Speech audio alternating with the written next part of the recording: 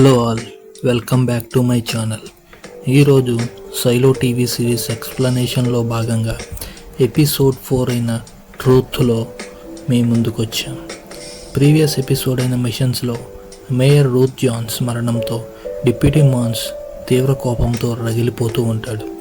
అదే టైంలో మెకానికల్ లెవెల్స్కి చెందిన జూలియట్ నికోల్స్ షెరీఫ్గా బాధ్యతలను స్వీకరించేందుకు అప్పర్ లెవెల్స్కి బయలుదేరుతుంది. ఇప్పుడు ఎపిసోడ్ 4 అయిన ట్రూత్లో ఏం జరిగిందో మనం చూద్దాం. ఎపిసోడ్ 4 స్టార్టింగ్లో జూలియట్ నికోల్స్ అప్పర్ లెవెల్స్కి వస్తున్న టైంలో ఆమె చిన్నతనంలో తన ఫ్యామిలీలో జరిగిన ట్రబుల్స్తో ఎపిసోడ్ ప్రారంభమవుతుంది. అప్పుడు జూలియట్ నికోల్స్ మిడిల్ లెవెల్స్లో తన ఫాదర్ అయిన పీట్ నికోల్స్, మదర్ అన్నా నికోల్స్ మరియు యంగర్ బ్రదర్ అయిన జేకబ్ నికోల్స్తో కలిసి ఉంటుంది. జూలియట్ బ్రదర్ అయిన జేకబ్కి హార్ట్లో ఒక చిన్న హోల్ ఉంటుంది. దానివల్ల అప్పుడప్పుడు అతనికి ఊపిరి పీల్చుకోవడంలో ఇబ్బంది పడుతూ ఉంటాడు. డాక్టర్స్ అయిన పీట్ నికోల్స్ మరియు హనాన్ నికోల్స్ టెంపరీ ఫిక్స్ చేస్తూ జేకబ్ని కాపాడుకుంటూ వస్తారు. కానీ వారికి తెలుసు జేకబ్ ఎక్కువ రోజులు సర్వైవ్ కాడు అన్న విషయం వాళ్ళకి తెలుసు. అలా కొద్ది రోజులకి జాకబ్ చనిపోతాడు. ఆమె మదర్ హనా నికోల్స్ సూసైడ్ చేసుకుని చనిపోతుంది. దీనికి కారణం తన ఫాదర్ అయిన పీట్ నికోల్స్గా భావించి జూలియట్ నికోల్స్ మిడ్ లెవెల్స్లో డాక్టర్ అయిన తన ఫాదర్ దగ్గర ఉండటం ఇష్టం లేక లోవర్ లెవెల్స్ అయిన మెకానికల్ లెవెల్స్కి తన ఫాదర్ పంపించారు అని ఒక ఫేక్ లెటర్ తీసుకుని అప్పటి మెకానికల్ ఇన్ఛార్జ్ అయిన మార్తా వాకర్ దగ్గరికి వెళ్తుంది.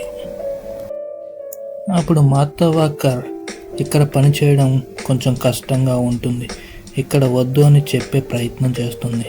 కానీ జూలియట్ నికోల్స్ మొండిగా ఇక్కడే పనిచేస్తాను అని అంటుంది. మా అమ్మ చెప్పింది, ప్రాబ్లమ్స్ వస్తే ఎలా ఫిక్స్ చేయాలో తన దగ్గర నుండి నేర్చుకున్నాను అని చెబుతుంది. అప్పుడు మార్తా నాక్స్ని పిలిచి జూలియట్ను వస్తువులేరే స్కావెంజ్ టీంలో షెర్లీకి చెప్పు అని చెబుతుంది.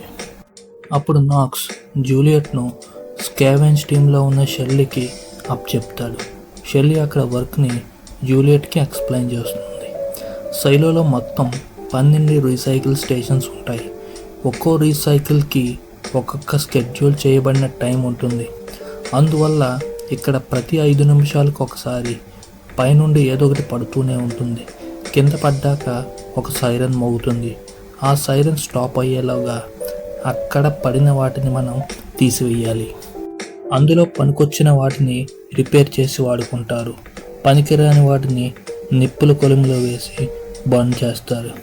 అలా అక్కడ కొన్ని దొరికిన ఎలక్ట్రానిక్ వస్తువుల సహాయంతో మార్తా వాకర్ ఒక రేడియోను తయారు చేసుకుని షరీఫ్ డిపార్ట్మెంట్ యొక్క మాటలు రహస్యంగా వింటూ ఉంటుంది. మార్తా వాకర్కి జూలియట్ నికోల్స్ ఇచ్చిన లెటర్ మీద అనుమానం కలిగి ఒక పోర్టర్ సహాయంతో పీటర్ నికోల్స్కి జూలియట్ మెకానికల్లో ఉన్నట్టు ఇన్ఫర్మేషన్ పాస్ చేస్తుంది. పీట్ నికోల్స్ మార్తాతో మాట్లాడుతున్న టైంలో జూలియట్ వచ్చి తన ఫాదర్తో ఉండను, ఇక్కడ తనకు బాగా నచ్చింది అని చెబుతుంది.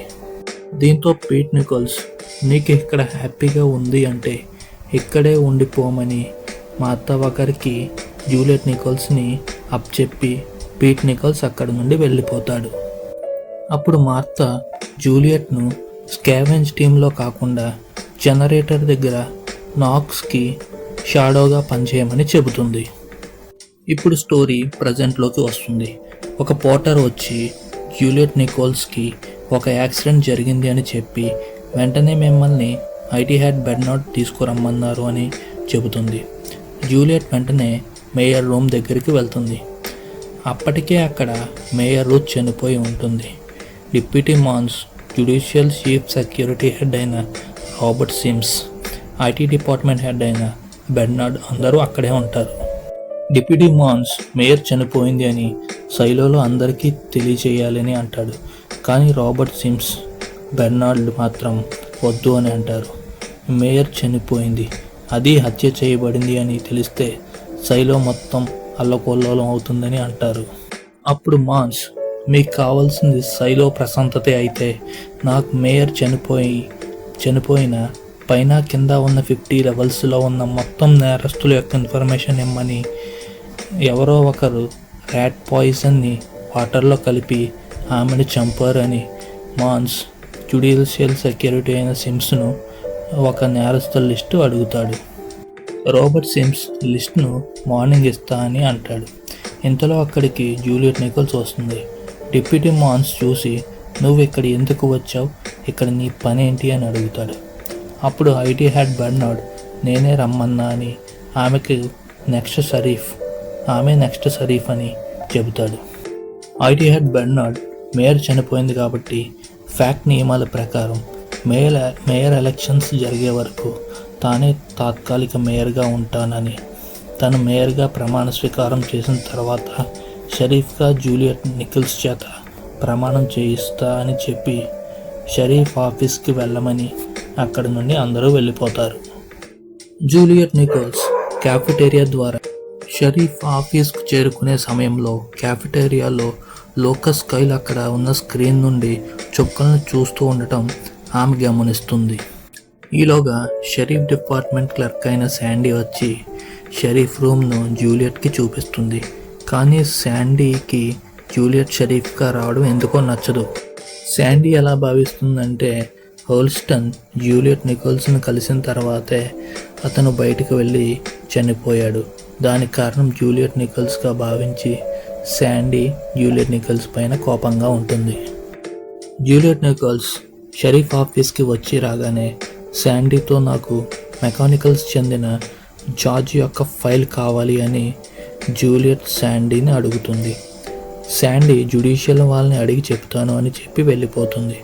జూలియట్ తనకు ఇచ్చిన ఇంటికి వెళ్తుంది. అక్కడ ఒక నోట్ ఉంటుంది. ప్రీవియస్ షరీఫ్ హోల్స్టన్ బేకర్ వస్తువులు ఏమైనా ఉంటే రీసైకిల్ స్టేషన్స్ చెప్పాలని ఆ నోట్లో ఉంటుంది. ఆమె రూమ్లో మిర్రర్ ముందు ఫ్లవర్స్ పెట్టి ఉంటాయి.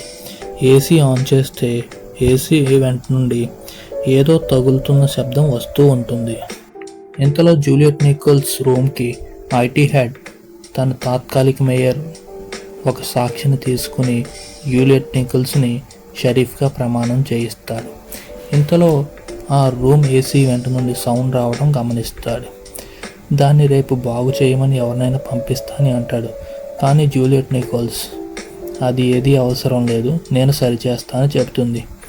నువ్వు సర్వర్ రూమ్స్లో హీట్ టేప్స్ని దొంగలించినప్పటికీ ప్రస్తుతం ఉన్న పరిస్థితుల వల్ల మనమందరూ కలిసి పని చేయాలని ఆమె చేత షరీఫ్గా ప్రమాణ స్వీకారం చేయించి అక్కడ నుండి బయలుదేరతారు. జూలియట్ ఆఫీస్ అంతా జార్జ్ ఫైల్స్ గురించి వెతుకుతూ ఉంటుంది. ఇంతలో శాండీ వచ్చి మేయర్ అంత్యక్రియల ఫైల్ మీద సైన్ చేయించుకొని జ్యుడిషియల్ వాళ్ళ దగ్గర నువ్వు అడిగిన జార్జ్ ఫైల్ వాళ్ళ దగ్గర లేదు అని చెప్పి అక్కడ నుండి వెళ్తుంది. వెళ్ళే ముందు ప్రీవియస్ షరీఫ్ అయిన హోల్స్టన్ నీ గురించి ఒక ఫైల్ ఇచ్చాడు అని, అది టేబుల్ మీద ఉందని చెప్పి శాండీ వెళ్ళిపోతుంది. ఇంతలో ఆ ఫైల్లో హోల్స్టన్ పెట్టిన ఒక నోట్ ఉంటుంది. దానిలో అద్దం ముందు ఇంకా రెట్టింపు పరిమాణంలో ఫ్లవర్స్ పెట్టమని ఆ నోట్లో ఉంటుంది. డిప్యూటీ మాన్స్ జ్యుడిషియల్ వాళ్ళు ఇచ్చిన లిస్టుతో మిడ్ లెవెల్స్లో ఉన్న నేరం చేసే ప్రతి వాడిని మేయర్ని ఎందుకు చంపావని కొడుతూ గొడవ చేస్తూ ఉంటాడు. వెంటనే జూలియట్ అక్కడికి వెళ్ళి డిప్యూటీ మాన్స్ను కూల్ చేసి క్యాఫెటేరియాకు తీసుకువెళ్తుంది. మేయర్ చావుకి కారణం కనిపెట్టడానికి వేరే మార్గం ఉంటుంది, ఇలా కనపడిన ప్రతి వాడిని కొట్టద్దు అని అంటుంది. అప్పుడు మాన్స్ 30 సంవత్సరాలుగా చేస్తున్నా, నాకు తెలియదా ఎలా కనిపెట్టాలో, అయినా నువ్వు షరీఫ్గా ఉండను అని చెప్పి మళ్ళీ మాట ఎందుకు మార్చుకున్నావు, అసలు షరీఫ్ హోల్స్టన్తో నువ్వు ఏం మాట్లాడావు అని మాన్స్ జూలియట్ని అడుగుతాడు.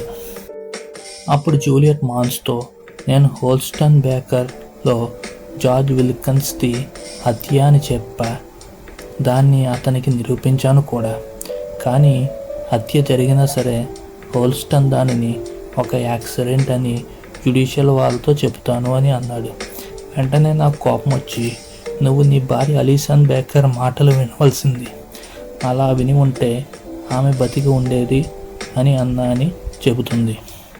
అప్పుడు వెంటనే హోల్స్టన్ రియలైజ్ అయ్యి, నేను ప్రస్తుతం జ్యుడిషియల్ వాళ్ళకి ఇది యాక్సిడెంట్ అని చెప్తాను, కానీ నేను సీక్రెట్గా ఇన్వెస్టిగేట్ చేస్తా, ఏదైనా కనుగొంటే నీకొక సిగ్నల్ పంపుతా అని అన్నాడు. అందుకని నేను ఆ సిగ్నల్ కోసం వెయిట్ చేశాను. ఇంతలో అతను శైలు నుండి బయటకు వెళ్ళి నాకు సిగ్నల్ ఏమీ ఇవ్వకుండా చనిపోయాడు అని జూలియట్ మాన్స్తో అంటుంది. కొద్ది రోజుల తర్వాత మేయర్ వచ్చి ఈ బ్యాడ్జ్ను నాకు ఇచ్చింది.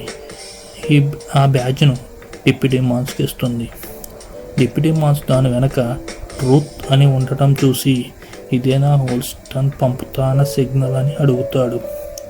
అందుకనే వచ్చి రాగానే జార్జ్ ఫైల్స్ గురించి అడిగావా అని జూలియట్ని అంటాడు. సరే, ఇంతకీ నా నుండి నీకు ఏం కావాలి అని మాన్స్ జూలియట్ని అడుగుతాడు. అప్పుడు జూలియట్, నువ్వు జార్జ్ ఎలా చనిపోయాడు అనే విషయంలో హెల్ప్ చేస్తే, నేను మేయర్ ఎలా చనిపోయింది అనే దాని గురించి హెల్ప్ చేస్తా అని ఒక డీల్ చేసుకుంటారు. వెంటనే జూలియట్ మాన్స్లు ప్యాట్రిక్ కెనడీ ఇంటికి వెళ్తారు.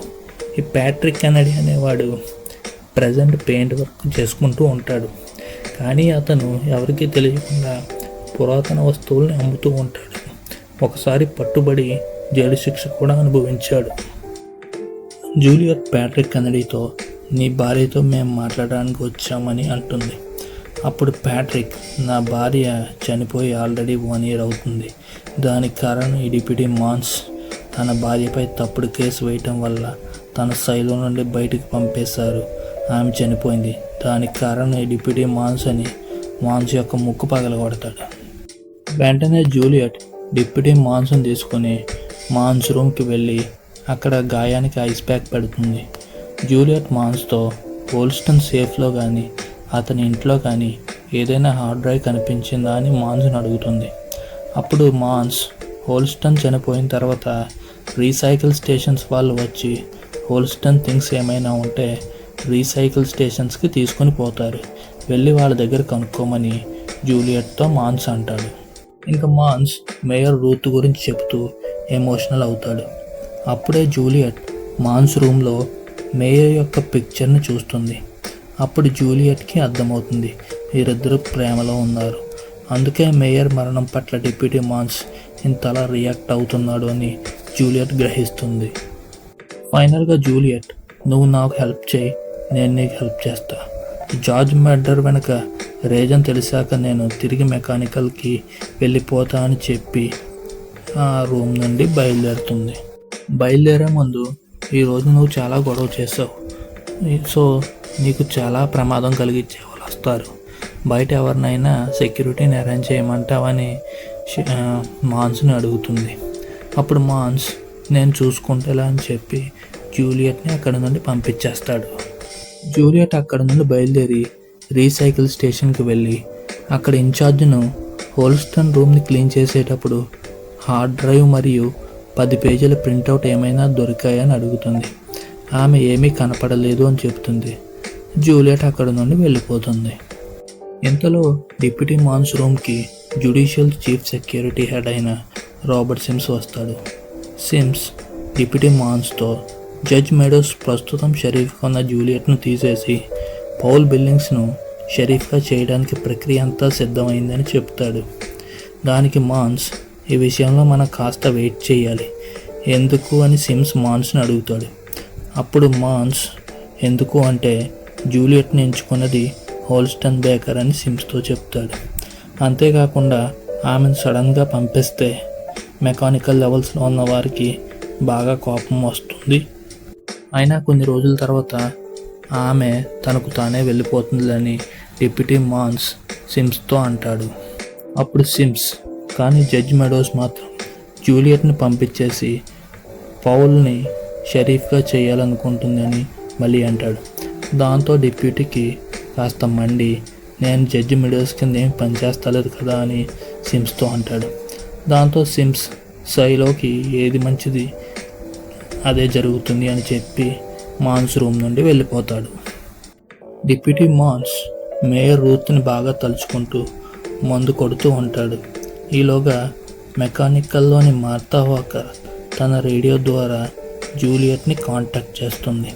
డిప్యూటీ మాన్స్ వారిద్దరి సంభాషణలు వింటాడు. నీకు ఎవరైనా ఫ్రెండ్స్ అయ్యారా, హెల్ప్ చేస్తున్నారా అని మా అత్త అడిగితే మాన్స్ హెల్ప్ చేస్తున్నాడు అని చెబుతుంది. అప్పుడు మాన్స్ జూలియట్ని నమ్ముతాడు. మా అత్త రేడియోతో మాట్లాడిన తర్వాత జార్జ్ యొక్క హ్యాండ్ కెమెరాను రిపేర్ చేయడానికి ప్రయత్నిస్తూ ఉంటుంది. ఇంతలో డిప్యూటీ మాన్స్ బాగా తాగి తన రూమ్లోకి వెళ్తాడు. వెనక నుండి ఒకడు సడన్గా వచ్చి డిప్యూటీ మాన్స్పై అటాక్ చేస్తాడు. ఈ గొడవలో మాన్స్ని గన్తో షూట్ చేసి డిప్యూటీ మాన్స్ని చంపేస్తాడు. అదే టైంలో జూలియట్ తన రూమ్లోకి వెళ్తుంది. ఏసీ వెంట నుండి సౌండ్ రావడంతో అది ఓపెన్ చేస్తే ఒక తీగలాగా ఉంటుంది. దాన్ని పైకి లాగితే ఒక బ్యాగ్ ఉంటుంది. దానిలో జార్జ్ విల్కిన్స్ యొక్క ఫైల్ సీక్రెట్గా దాచి ఉంటుంది. ఇంతకీ మాన్స్ని ఎవరు చంపారు? జూలియట్ నికోల్స్ ఏసీ ఈవెంట్లో కనిపెట్టిన ఫైల్తో ఏం చేస్తుందో తెలుసుకోవాలంటే నెక్స్ట్ ఎపిసోడ్ వరకు వెయిట్ అండ్ వాచ్. నా ఎక్స్ప్లెనేషన్ కనుక మీకు నచ్చితే లైక్ చేయండి, మీ అభిప్రాయాన్ని కామెంట్ చేయండి, అలాగే నా ఛానల్ని సబ్స్క్రైబ్ చేయండి.